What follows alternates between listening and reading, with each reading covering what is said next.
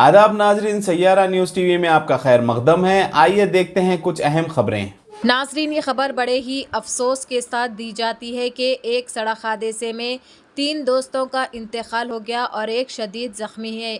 कल रात चितियाल सूर्यापेट नलगुंडा डिस्ट्रिक्ट के पास एक खौफनाक सड़क हादसा पेश आया, जिसमें कार और लॉरी के दरमियान तसादुम हो गया, जिसमें 3 लोग हलाक, एक जख्मी।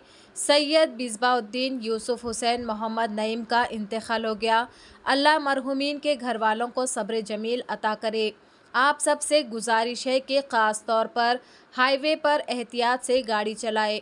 अल्लाह हम सब की सड़क हादसों से हिफाजत फरमाए।